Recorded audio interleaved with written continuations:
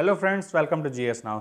दोस्तों, हम लोग वर्ल्ड मैपिंग कर रहे थे। उसी श्रृंखला में आज हम लोग आगे बढ़ते हुए दक्षिण अमेरिका की मैपिंग करेंगे और सारे महत्वपूर्ण चीज़ों को एग्जाम पॉइंट ऑफ व्यू से जो महत्वपूर्ण हैं उन सारी चीज़ों को हम लोग देखेंगे एक ही बार में, एक ही वीडियो में।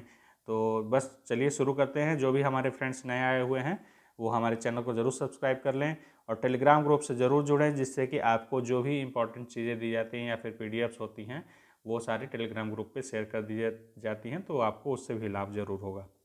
इसके अलावा ये हमारा चल रहा है विजेता बैच, जिसमें कि सारी कुछ चीज़ें क्रैश कोर्स है यूपी पीसीएस 2023 और आरओ 2023 के लिए, तो उसका आप लाभ उठा सकते हैं। Free of cost crash course है। बस अब टेलीग्राम ग्रुप से जुड़ें और चैनल को सब्सक्राइब कर लें, आपको इसका लाभ मिलने लगेगा। ठीक है, तो चलिए सीधे वीडियो शुरू करते हैं।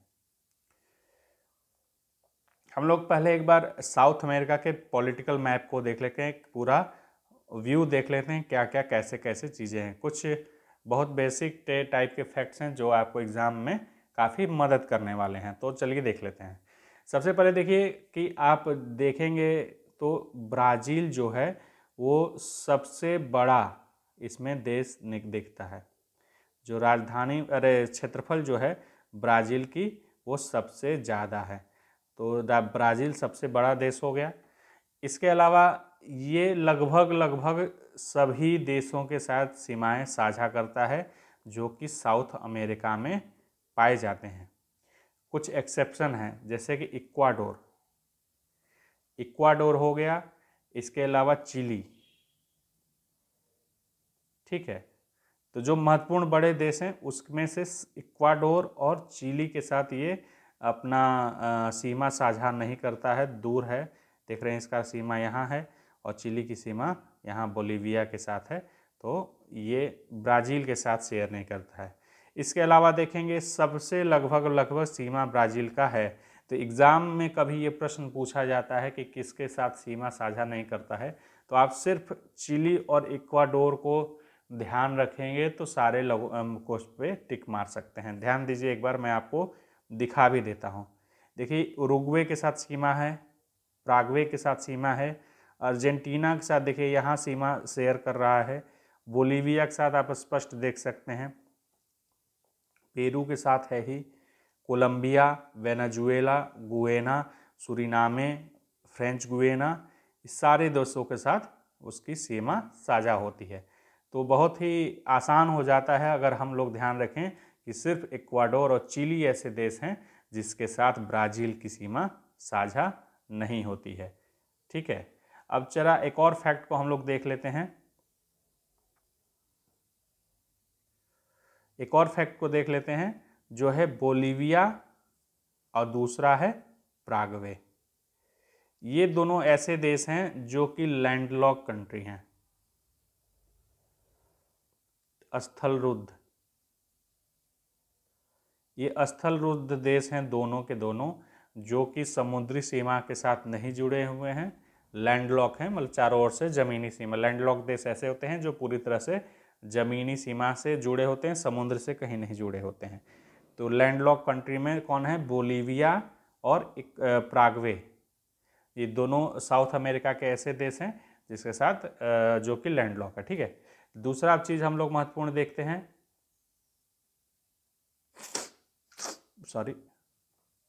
दूसरी महत्वपूर्ण चीज़ देखते हैं कि जो फिजिकली रूप से देखेंगे, फिजिकल मैप में देखेंगे तो जो पश्चिमी तट है साउथ अमेरिका पूरा एक पर्वत श्रृंखला से बना हुआ है जिसको कहते हैं एंडीज। एंडीज पर्वत श्रृंखला जो है ये पूरा साउथ से नॉर्थ से लेकर साउथ तक बना हुआ है और ये विश्व की सबसे लंबी श्रृंखला पर्वत श्रृंखला, जो कि करीब 7000 किलोमीटर के आसपास ये अपना लंबाई रखती है और वर्ल्ड की सेकेंड हाईएस्ट है, मतलब कि हिमालय के बाद सेकेंड हाईएस्ट में भी ये आती है। लॉन्गेस्ट तो वर्ल्ड की है ही। ठीक है, इसके अलावा इसकी ये भी एक नवीन वलित पर्वत है। जैसे मैंने आपको नॉर्थ अमेरिका के बारे में बताया था कि जो रॉकी है वो भी नवीन वलित पर्वत है और जो कॉन्टिनेंटल प्लेट है वो ऑसिनिक प्लेट है वो कॉन्टिनेंटल प्लेट के नीचे सबमर्ज या अभिसरित हो रही है अभिसरण के कारण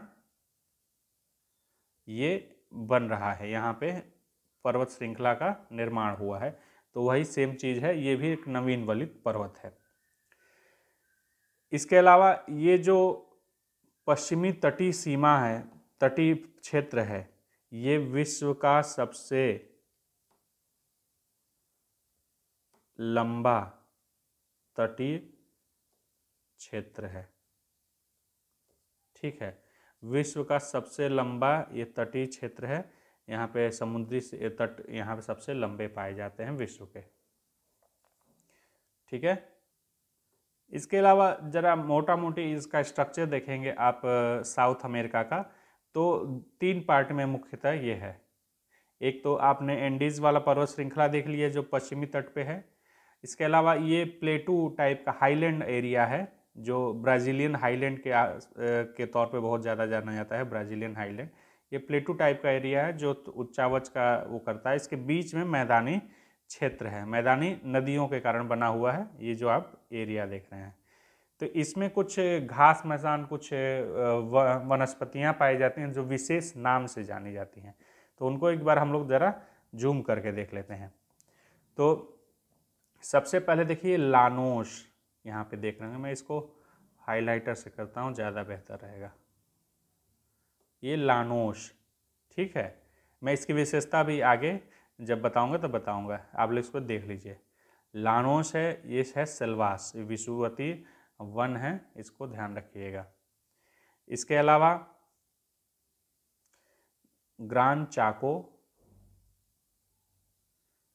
कैंपस, पाम्पास, ठीक है, ये महत्वपूर्ण जो घास मैदान है और वनस्पति क्षेत्र हैं साउथ अमेरिका के, जो बीच के भाग में पाए जाते हैं।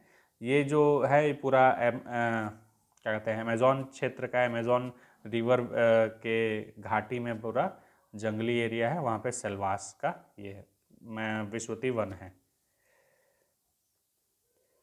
पश्चिमी क्षेत्रों के बाद में बात करें तो जो मैंने बताया ब्राज़ीलियन प्लेटू या हाईलैंड का एरिया है, और गुएना हाईलैंड। ये देखिए अमेज़न के जंगलों के, अमेज़न नदी के उत्तर और दक्षिण में लगभग आप देख पा रहे हो, इधर गुएना हाईलैंड है, इधर ब्राज़ीलियन हाईलैंड है। ये विश्व के सबसे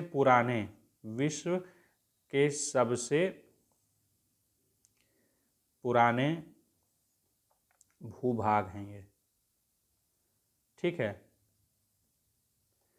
इसलिए यहाँ खनिज की मात्रा ज़्यादा होती है, खनिज ज़्यादा मिलते हैं, खासकर बॉक्साइड और आयरन ओर ये यहाँ पे मिलती है अधिकता में। तो ये जो प्लेटू वाला एरिया है ये खनिज के लिए, और इसके अलावा नीचे का भी प्लेटू वाला एरिया पेंटागोनिया जो प्लेटू, वहाँ पे भी काफ़ी मात्रा में खनिज पैदावार होती है।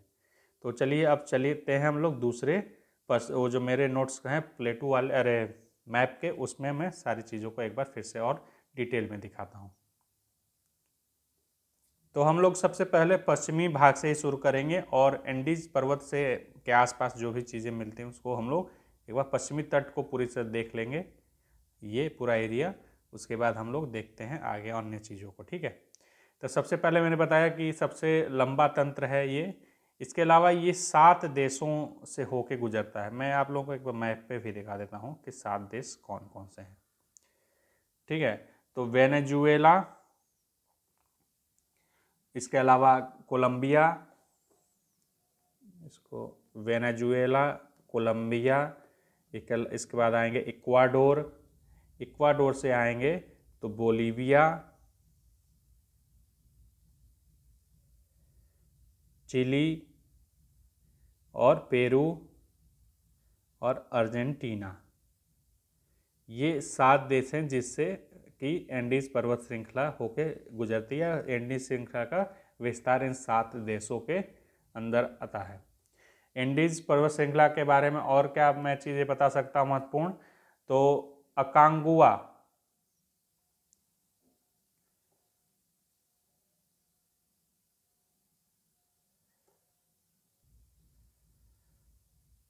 ये माउंट अकांगुआ है, ये असल में एक मृत ज्वालामुखी है। ठीक है, ये एंडीज माउंटेन की सबसे ऊंची चोटी है जो कि एक मृत ज्वालामुखी है।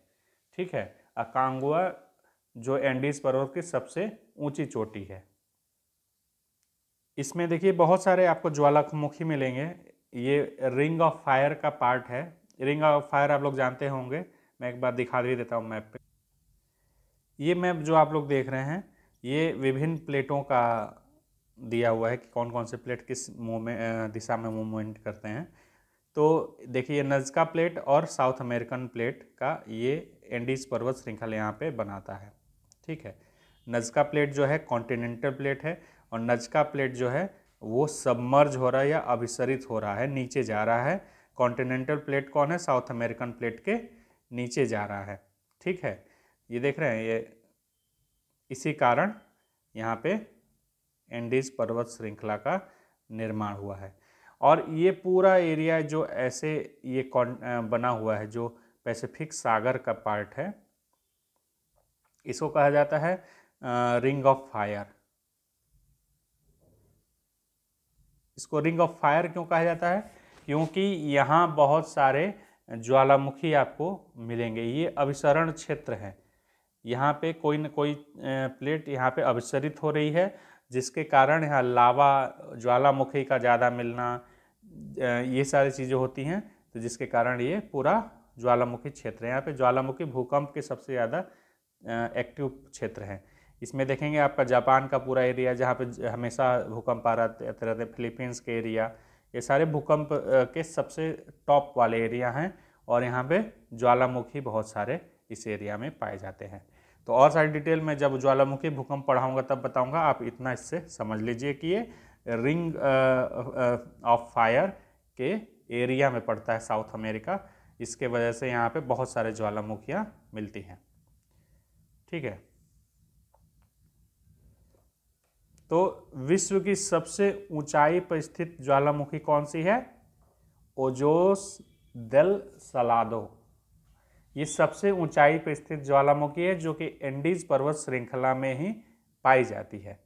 इसके अलावा बीच में आप देखेंगे अटकामा मरुस्थल है। अटकामा मरुस्थल यहाँ पे क्यों है? क्योंकि मैंने आपको पहले ही बताया था जब मैंने ओशन करंट पढ़ा रहा था कि जो मध्य अक्षांश है 30 डिग्री के आसपास के अक्षांश है, वहाँ पे व्यापारिक पौने जो शुष्क रहती हैं, हाई प्रेशर बेल्ट का निर्माण होता है। और इसके अलावा जो चलती हैं समुद्र से हवाएं चलती हैं वो भी शुष्क होती हैं। तो यहाँ पे डिजर्ट का निर्माण, किसी भी कॉन्टिनेंट में ये सारी दशाएं होती हैं जहाँ पे डिजर्ट का निर्माण होता है। तो यहाँ पे ये डिजर्ट का निर्माण होता है। अटकामा विश्व का सबसे शुष्कतम क्षेत्र है, शुष्कतम स्थान है, driest place of the earth. ठीक है, इसके अलावा इसकी क्या महत्ता है? यहाँ तांबे का उत्पादन, तांबा बहुत मिलता है, तांबे का उत्पादन यहाँ होता है। मैं अटकामा पे तीर मार दूंगा तो समझ में आएगा। तांबे का उत्पादन यहाँ पे अच्छे खासे मात्रा होता है। जो मृदा होती है, मृदा में क्या है कि नाइट्रेट और फास्फोरस, नाइट्रेट और फास्फोरस, फास्फोरस ये ज़्यादा मात्रा में पाए जाते हैं, इसलिए इसको गुआनो कहा जाता है। मिट्टी को गुआनो, ठीक है, गुआनो कहा जाता है। ये नाइट्रेट और फास्फोरस कैसे मिलते हैं? जो पैसिफिक सी है उसमें मिलने वाले जो समुद्री पक्षी हैं वो बहुत सारा बीट करते हैं, जिसके कारण यहाँ पे डिजर्ट ऐसा पाया जाता है। तो समुद्री पक्षी के बीट मैं लिख दे रहा हूँ, उससे आपको आइडिया रहेगा जब आप ये PDF के तौर पे देखेंगे। तो अटकामा मरुस्थल आपको आई थिंक समझ में आ गया होगा। इसके अलावा देखते हैं लेक टीटीकाका। आप लोग देख पा रहे हो ना? देख पा रहे हो तो मैं लिख दे रहा हूँ स्पेलिंग। लेक टीटीकाका ये लेक है। तो लेक टीटीकाका क्या है? विश्व की सबसे अधिक ऊंचाई पर नौका झील है। ठीक है, सबसे ऊंचाई पे ये एक नौका झील है। तो ये भी काफ़ी महत्वपूर्ण है, एग्जाम में बहुत बार ये पूछता रहता है। और यहीं पे बोलिवियन प्लेटू पाया जाता है। बोलिवियन प्लेटू, ये देख रहे होंगे आप नाम, बोलिवियन प्लेटू है। आप अगर साथ में अगर वीडियो के साथ अगर मैप खोल के देख रहे हो, नोट कर रहे हो उस पर, तो सबसे बेहतरीन चीज़ है ये। आप साथ में अगर नोट करते जाएं मैप खोल के पेंसिल से, तो आपके लिए समझिए आप ही हमेशा के लिए मेमोराइज करते चल रहे हैं और फ्यूचर में भी आपके काम आता जाएगा। तो आपका सिर्फ देखने में टाइम वेस्ट नहीं जाएगा, फिर एक बार दूसरी बार देखेंगे फिर नोट करेंगे, उससे अच्छा है कि आप सीधे नोट करते चले साथ में देखते हुए। तो बोलिवियन प्लेटू किस लिए ज़्यादा महत्वपूर्ण है? इस पठार पे सबसे ज़्यादा सक्रिय ज्वालामुखी पाए जाते हैं, इसलिए काफ़ी फेमस है। और इसके अलावा देखेंगे कोटोपैक्सी। कोटोपैक्सी ये है एक सक्रिय ज्वालामुखी जो कि इक्वाडोर में पड़ता है। ये भी काफ़ी महत्वपूर्ण है, बहुत सारे प्रश्न आते हैं इस पर। ये माउंट कोटोपैक्सी या कोटोपैक्सी ज्वालामुखी कहाँ स्थित है? तो वो इक्वाडोर में स्थित है। ठीक है, कोटोपैक्सी, इसको भी ध्यान रखिएगा। अच्छा, एक चीज़ मैं बता दूं आपको लेक टीटीकाका के बारे में, ये एक मीठे पानी की झील है।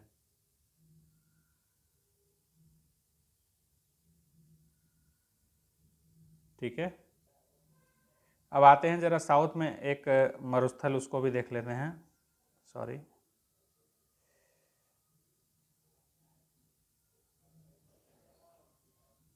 पेंटागोनिया मरुस्थल, ये एक शीत मरुस्थल है। ठीक है, और ये साउथ अमेरिका का सबसे बड़ा मरुस्थल है।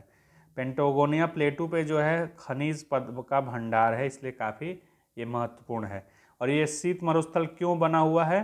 क्योंकि ये एंडीज के वृष्टि छाया क्षेत्र में, वृष्टि छाया क्षेत्र समझते हैं जहाँ पे बरसात नहीं हो पाती है, वर्षा इधर नहीं हो पाती है, वृष्टि छाया क्षेत्र में ये पड़ता है। इस वजह से यहाँ पे डिजर्ट का निर्माण हुआ है, जो कि एक कोल्ड डिजर्ट है, ठंडा मरुस्थल, शीत मरुस्थल है। ठीक है, और जो पूर्वी भाग में, जो एंडीज के पूर्वी भाग में, पूर्वी भाग के वन जो हैं उनको मोंटाना कहा जाता है। ठीक है, अब जरा कुछ महत्वपूर्ण नदियों को देख लेते हैं। इसमें देखिए सबसे महत्वपूर्ण नदियों में सबसे उत्तर से शुरू करते हैं, ओरिनोको। ओरिनोको जो रिवर है, मैं इसको मार्क कर दे रहा हूँ कि जिससे आपको ये दिख सके, ये गिर रहा है इधर कैरेबियन सी में। ओरिनोको रिवर है, ये महत्वपूर्ण क्यों है? क्योंकि इसमें देखिए सबसे इकोनॉमिक फैक्ट जहाँ पे जुड़ता है वो अपने आप बहुत ही महत्वपूर्ण हो जाता है। इकोनॉमी का बहुत बड़ा रोल होता है हर चीज़ों में, तो इसमें भी महत्वपूर्ण है, क्योंकि फिजिकल चीज़ों में इकोनॉमी जुड़ जाए तो सबसे महत्वपूर्ण। तो यहाँ का महत्वपूर्ण क्या है? पेट्रोलियम। पेट्रोलियम के भंडार मिलते हैं इसके बेसिन में, पेट्रोलियम के भंडार मिलते हैं, इसलिए बहुत ही महत्वपूर्ण है ओरिनोको रिवर। और ओरिनोको रिवर वेनेजुएला के लिए काफ़ी महत्वपूर्ण है। ये आपका, अगर मैं सही, हाँ ठीक है, ये वेनेजुएला है, ये वेनेजुएला है, ओरिनोको रिवर है। ठीक है, और इसके क्षेत्र में पाया जाता है लानोस घास का मैदान। ठीक है, दूसरी महत्वपूर्ण नदी पे चलते हैं। अच्छा, एक और चीज़, यहाँ पे इसी पे नदी पे एंजल फॉल स्थित है, जो कि सबसे देखिए दो फैक्ट इसमें महत्वपूर्ण है, एक मैं भूल ही रहा था। तो एंजल फॉल और पेट्रोलियम ओरिनोको नदी के लिए बहुत ही महत्वपूर्ण है। अब सबसे महत्वपूर्ण अमेजॉन रिवर। अमेजॉन रिवर देख ही रहे हैं, सबसे बड़ा पूरा यहाँ पे जो बेसिन है इसका सबसे बड़ा है।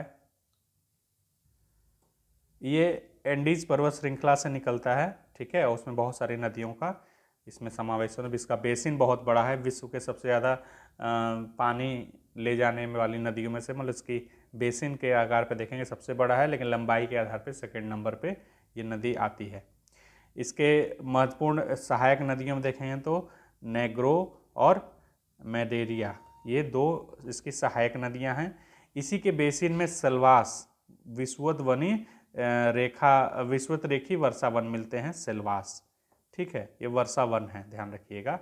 इसी में बहुत सारे चीज़ें मिलती हैं, बहुत सारे पौधे विशेष मिलते हैं।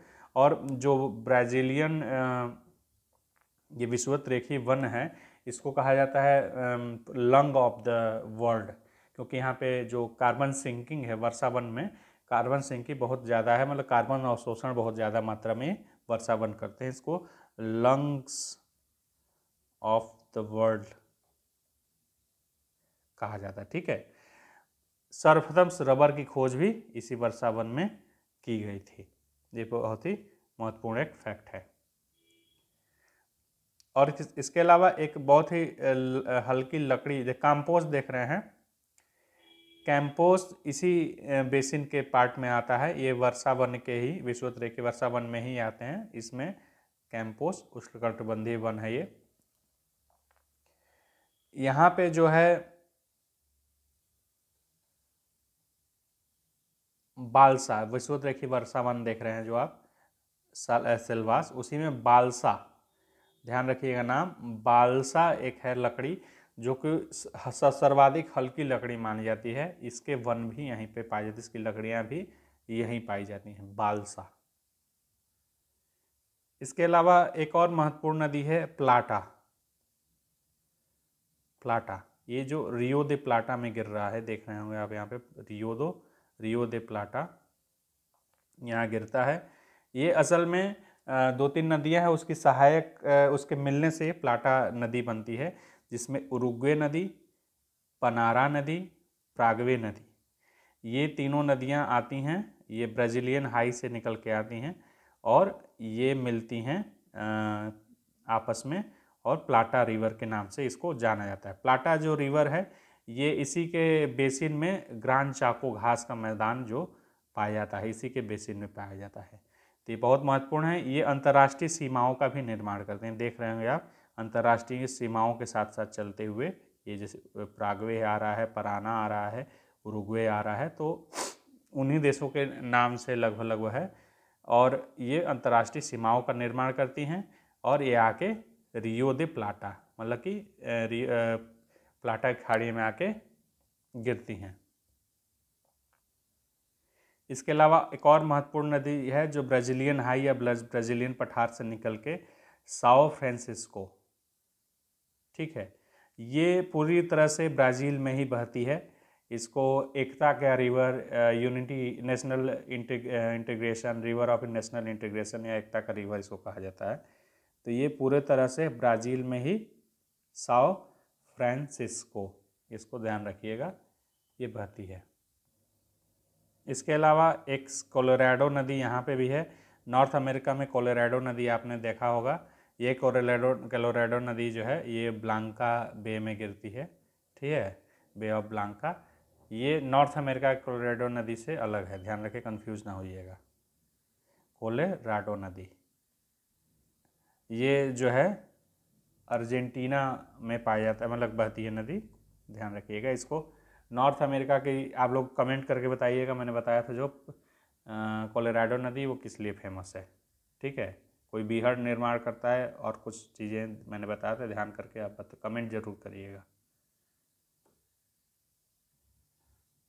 इसके अलावा एक और महत्वपूर्ण फैक्ट है, ये है ग्रांदे बे। ग्रांदे की खाड़ी कई बार प्रश्नों में आता है, ग्रांदे की खाड़ी कहाँ स्थित है, तो ग्रांदे की खाड़ी यहाँ आपके अर्जेंटीना में स्थित है। इसके अलावा देखेंगे अर्जेंटीना का जो मैप है, मैं थोड़ा क्लियर मैप में दिखाता हूँ। अर्जेंटीना का जो मैप है वो ऐसे चलते हुए आता है और यहाँ पे भी इसका कुछ पार्ट है, ठीक है, इसको कंफ्यूज ना करिएगा कि ये अलग इतना ही है, ये यहाँ तक है ऐसे, ठीक है। तो बस आज के लिए इतना ही, मैंने पूरा आज साउथ अमेरिका को इसमें कवर कर दिया है, जो मेरे हिसाब से एग्ज़ाम पॉइंट ऑफ व्यू से काफ़ी इंपॉर्टेंट वो चीज़ों को मैंने बता दिया है। अगर आपको इंटरेस्टिंग लगा हो वीडियो, कुछ आपको अच्छा लगा हो, तो ज़रूर चैनल को सब्सक्राइब कीजिए, वीडियो शेयर कीजिए अपने फ्रेंड्स के बीच में, जिससे कि हमें नए लोगों से जुड़ने से थोड़ा मोटिवेशन मिल सके, तो ज़रूर शेयर करिएगा। Thanks for watching GS now, take care. इसका PDF आपको मिल जाएगा टेलीग्राम ग्रुप में। Take care, thank you.